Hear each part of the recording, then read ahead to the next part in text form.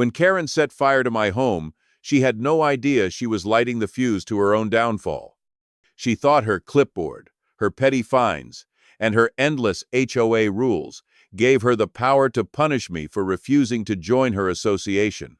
What she didn't know was that I would uncover her darkest secret, the illegal mansion she had hidden in plain sight, built with funds stolen through fabricated HOA violations. Karen thought she could intimidate me into submission, but she didn't realize she had crossed the wrong person. As a judge, I've spent years ensuring justice prevails, and I knew exactly how to bring her twisted empire crumbling down. That fire wasn't just the end of my home, it was the beginning of Karen's reckoning. And when the evidence hit the courtroom, the look on her face made every moment of hardship worth it. Drop your city below, we want to see how far this story has reached. Karen Thompson was the kind of person who could turn the simplest neighborhood disagreement into a full-scale war. She wasn't just the HOA president. She was a walking embodiment of petty tyranny, armed with her clipboard and an arsenal of absurd fines. Wind chimes, porch decorations, even the height of my grassall were deemed violations under her ever-changing HOA standards. But Karen's biggest target, me. I knew this wasn't just about enforcing rules. Karen hated the fact that I wouldn't submit to her authority. I remember the day things started to take a darker turn.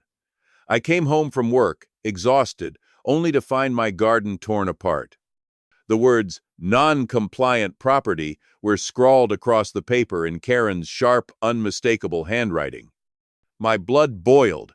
I grabbed the notice and stormed over to Karen's house. Her perfectly manicured lawn, her pristine rose bushes, her obnoxiously symmetrical driveway, it was all a carefully crafted facade, a mask hiding the chaos she created in everyone else's lives. Karen answered the door with her trademark smug grin. "Ah, Mr. Riley," she chirped. "To what do I owe the pleasure?"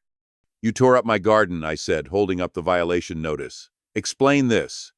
She tilted her head, her expression dripping with fake concern. "Oh, I didn't tear up anything, Mr. Riley. The HOA enforcement team was simply maintaining community standards." I clenched my fists, forcing myself to stay calm. "Karen, I'm not in your HOA. You have no authority over my property." "Oh, but I do. You see, our bylaws allow us to address non-compliant homes, even if the residents aren't official members. It's for the good of the community." I knew arguing wouldn't get me anywhere. Karen had weaponized the HOA rules, twisting them to suit her power-hungry agenda. I turned and walked away, but as I reached the sidewalk, her voice stopped me cold. I'd seen that determined look before, at the neighborhood meetings Karen had started hosting in her newly renovated McMansion next door. With its perfectly trimmed boxwood hedges and matching beige paint, it felt less like a home and more like a monument to conformity. Karen paused in front of my mailbox, slipping the envelope inside.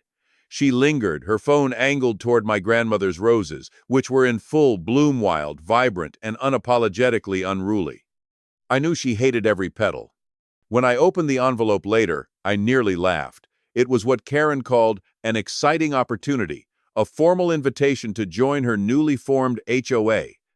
The glossy brochure featured identical beige houses with matching mailboxes, like clones in a dystopian novel. The membership fee? A staggering $5,000, with monthly dues of $350. But that wasn't the worst part. Attached to the invitation was a list of mandatory property modifications. Remove all non-approved paint colors, including my grandmother's beloved purple trim. Replace the heritage rose garden with approved vegetation. Take down the antique wind chimes that had sung me to sleep since childhood. My hands shook as I read it. Karen wasn't just asking me to join the HOA, was demanding I erase my family's history, one petal, one chime, one brushstroke at a time. I watched through the window as Karen walked back to her house, phone pressed to her ear. Her voice carried across the yard, dripping with fake sweetness. "Yes, I just delivered the final invitation," she said, pausing to glance back at my house. "She'll have to join now. Her house is the last holdout on the street. Once we get her property in line, this neighborhood's value will skyrocket." That evening, I walked to her house with the invitation in hand. Her doorbell chimed an instrumental version of "We Are the Champions," which somehow didn't surprise me. Karen answered the door wearing a neighborhood watch captain badge, her lips stretched into a smile so forced it was almost painful. "I've reviewed your invitation," I said, keeping my voice calm. "And I need to decline. This house has been in my family for generations, and I intend to preserve its historic character." "You don't understand," she said, leaning closer. "This isn't really an invitation. The HOA has already been registered. Your property is surrounded by HOA members you have to join." "Actually," I replied, pulling out the property maps I'd researched that afternoon, "that's incorrect. My deed predates any HOA agreements, and I have no legal obligation to join." Karen's face turned a fascinating shade of red, but she recovered quickly. "Listen here," she hissed, dropping the fake niceness. "This neighborhood is changing. Progress is happening. If you don't get with the program, things might get difficult. Accidents happen to houses that don't meet code. Citations get filed. Fines add up." I met her gaze, steady and unflinching. "Is that a threat, Mrs. Thompson?" She stepped back, her sugary smile returning. "Of course not. I'm just concerned about your property values and safety. Old houses like yours can be so unpredictable. Electrical problems, structural issues. It would be terrible if something happened because you refused to modernize." Behind her, I noticed her husband watching from the window, his phone in hand. Something about his stance made me uneasy. I nodded politely and turned to leave, but Karen's voice followed me down the driveway. "1 week," she called. "You have 1 week to reconsider before the HOA board meets to discuss enforcement options." Walking home, I noticed new faces peeking through their windows, Karen's HOA allies, no doubt. A sinking feeling settled in my chest. This wasn't going to end with a simple declined invitation. That night, I installed security cameras around my property, documenting every detail of the house.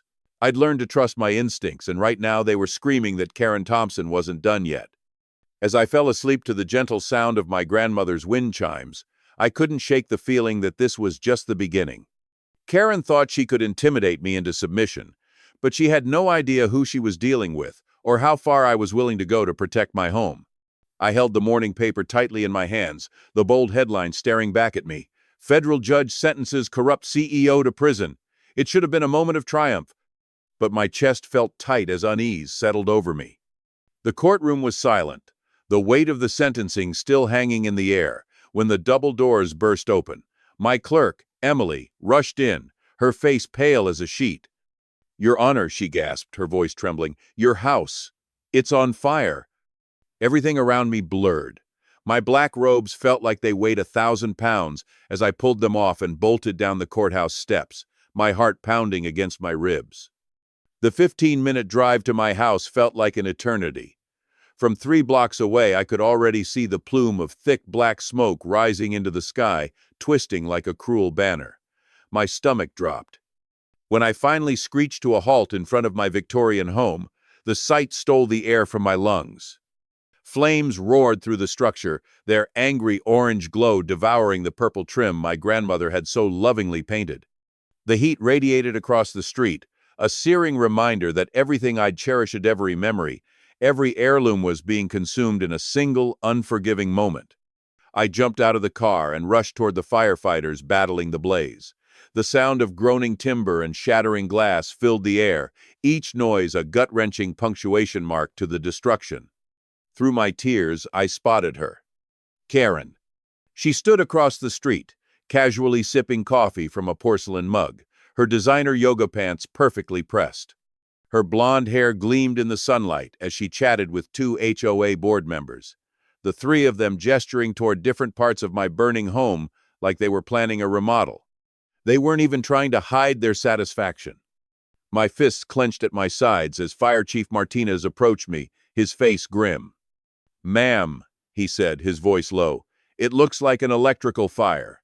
These old houses, their wiring, can be dangerous." But I knew better. "Chief," I said firmly, cutting him off, "just yesterday I had a licensed electrician inspect everything. The wiring was flawless. This wasn't an accident." The chief hesitated, his eyes scanning my face. He nodded slowly, understanding the weight of my words. A sudden thought hit me like a lightning strike. My security cameras. I pulled out my phone, my hands trembling as I accessed the app. My heart sank. The footage was blank. The cameras had mysteriously stopped recording at 3 a.m., exactly 4 hours before the fire started. This was no coincidence. The fire had been the catalyst, but it wasn't the end. It was the beginning of unraveling Karen's empire. As I stood watching the embers cool, my determination turned into a singular focus: uncover the full extent of her corruption.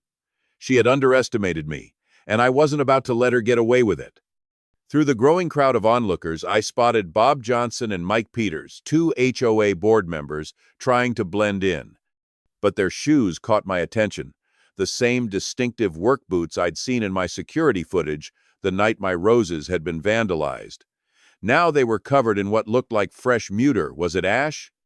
Karen, of course, strutted over like a villain out of a bad soap opera, her face plastered with fake concern. Karen thought she had broken me, but she had just made the biggest mistake of her life. As the smoke still rose into the morning sky, I made 3 calls. One to my contact at the FBI, another to the state attorney's office, and the last to a private investigator I trusted implicitly. Karen watched me make those calls. For a brief moment, I caught a flicker of uncertainty cross her smug face. She didn't know who I was calling, but something about my stance must have worried her. Good. Let her worry. The first real breakthrough came when my old law school friend, now a real estate investigator, uncovered something strange. Every home in our county that had mysteriously burned down in the past 5 years was sold to the same shell company. The owner? Karen's sister-in-law. I dug deeper into property records, my hands shaking as the pattern became clear. Each page revealed a timeline too perfect to be coincidence. I hired a private investigator to follow up with former homeowners who had lost their houses. Their stories mirrored my own. Refusal to join the HOA had led to harassment, vandalism, and ultimately mysterious fires or other accidents. Most had sold their homes for pennies on the Dollar Karen's investment group. One elderly man broke down in tears as he described losing his family photos in a garage fire shortly after standing up to Karen. The real break came from an unexpected source: Karen's former assistant treasurer. She reached out through my lawyer, agreeing to meet in a quiet diner 2 towns over. Over coffee, she slid a USB drive across the table, her hands trembling. "These are 5 years of HOA financial records," she whispered. "Karen made me cook the books. She said she'd report my undocumented status if I didn't." The documents were explosive. Hundreds of thousands of dollars in mysterious cash deposits, often coinciding with accidental fires. Sleepless nights led me to connect even more dots. Karen's husband wasn't just retired law enforcement, had been the fire investigator for their region. Every suspicious fire was ruled an accident with no further questions asked. Insurance companies paid out millions based on his reports. And then there were the meetings. My security cameras, even when disabled the night of the fire, had previously recorded Karen's weekly gatherings with real estate developers. The footage was damning, developers openly salivating over plans for luxury condos. One even bragged about bribing city officials to change zoning laws. Karen's pattern was clear: target historic homes in prime locations, use HOA rules to harass the owners, escalate to threats and vandalism, and if that didn't work, orchestrate accidents. Her group would swoop in to buy the properties at rock-bottom prices, consolidating them for massive redevelopment profits. She had done it before. Old county records revealed that 3 other historic neighborhoods had suffered the same fate. Each time, Karen moved in, formed an HOA, drove out resistant homeowners, and sold the consolidated properties for millions. She had even won community service awards for neighborhood improvement. The evidence was damning, but I needed more. I convinced the FBI to wire up the former treasurer for a meeting with Karen. The recording captured everything: Karen openly bragging about her next targets, joking about which houses might have electrical problems, and threatening to make the treasurer disappear if she ever talked. Every day, I watched Karen strut around the neighborhood, oblivious to the fact that her empire was crumbling. My investigation was relentless, fueled by determination and the memories of what Karen had taken from me. Every late night, every tedious hour combing through records and assembling files brought me closer to the truth. But nothing prepared me for the revelation buried in the dense maze of property documents. I was scanning through pages of property transactions, zoning permits, and municipal tax reports late one night, the room lit only by the pale glow of my computer screen. The clock ticked past midnight, but I refused to stop. That's when I found a listing that made my breath catch. The mansion was nestled in an exclusive gated community on the edge of town, far from the modest suburban streets Karen claimed to represent. It wasn't listed under her name directly, but under a shell company tied to her sister-in-law. Its lavish description included amenities like marble flooring, imported chandeliers, and an infinity pool overlooking acres of pristine forest. The price tag? Staggering. But that wasn't the most shocking part. As I dug deeper into the records, I discovered how it was funded. The mansion's construction had been financed through a series of suspicious HOA transactions, massive withdrawals, labeled as community improvements and emergency maintenance. Further analysis showed that these funds originated from HOA fines and assessments. Each deposit corresponded directly to fines levied against homeowners targeted by Karen's harassment campaigns. It was the perfect crime. The shell company masked her involvement, and the HOA bylaws provided just enough loopholes to justify the transactions. She used her position to prey on the community, all while presenting herself as a champion of neighborhood improvement. But she'd made one mistake. In her arrogance, Karen hadn't covered her tracks as thoroughly as she thought. One HOA board meeting transcript mentioned an emergency project fund diverted for property development. Cross-referencing that with city zoning applications confirmed the timeline, Karen's hidden mansion had been built at the expense of every homeowner she had targeted. I wasn't done. My research led me to utility records and tax filings that revealed Karen still spent her weekends at the mansion, hosting exclusive events for her developer friends. One of them had openly bragged in an email leaked to me by my investigator about how Karen's schemes had funded the most exquisite estate in the region. I copied every record, every email, every transaction, carefully organizing them into an airtight file. The courtroom was packed, the air thick with anticipation. Karen sat at the defendant's table, her usual smugness replaced by a nervous rigidity. Her clipboard was nowhere to be seen, and her designer blazer looked less like a badge of authority and more like a desperate attempt to cling to her crumbling facade. I stood at the plaintiff's table, calm and composed, my years of legal experience guiding me through every step of the trial. The evidence I had meticulously gathered over months was laid out before the judge, a mountain of documents, recordings, and witness testimonies that painted a damning picture of Karen's corruption. The prosecutor began with the financial records. "Mrs. Thompson," he said, holding up the USB drive, "can you explain the hundreds of thousands of dollars in cash deposits to your HOA account, coinciding with the destruction of properties in your neighborhood?" Karen squirmed in her seat, her voice faltering. "Those were community improvement funds." The prosecutor didn't miss a beat. "Improvement funds that were used to finance a mansion registered under your sister-in-law's shell company?" The courtroom murmured, the tension palpable.